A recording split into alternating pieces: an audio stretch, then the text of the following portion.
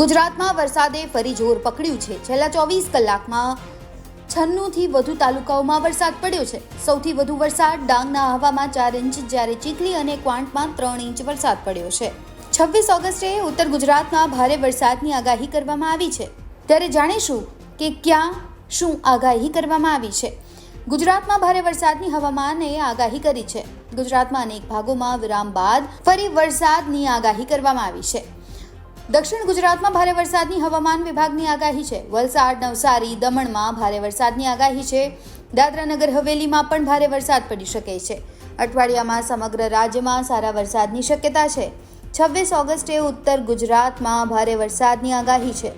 બનાસકાંઠા, સાબરકાંઠા અને અરવલ્લીમાં પણ વરસાદની આગાહી છે.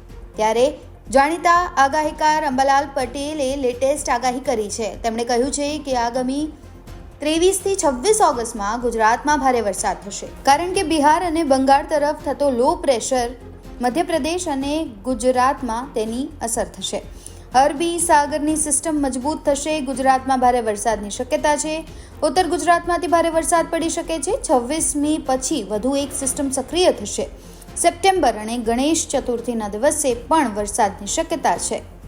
આ સાથે વધુમાં તેમણે કહ્યું કે 24 ઓગસ્ટ સુધીમાં દક્ષિણ ગુજરાત અને દક્ષિણ તેમજ પશ્ચિમ સૌરાષ્ટ્રમાં ભારેથી અતિ ભારે વરસાદની શક્યતા છે. દક્ષિણ ગુજરાત અને દક્ષિણ તેમજ પશ્ચિમ સૌરાષ્ટ્રમાં ભારેથી અતિ ભારે વરસાદની શક્યતા છે.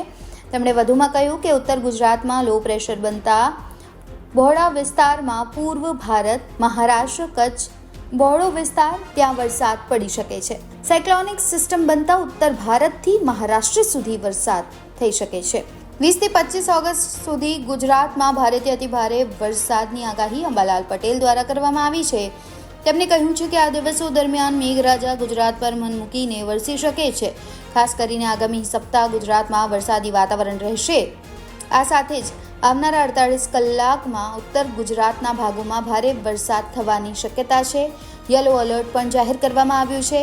આ સાથે જ સૌરાષ્ટ્ર અને દક્ષિણ ગુજરાતના જિલ્લાઓમાં પણ ભારે વરસાદની આગાહી છે.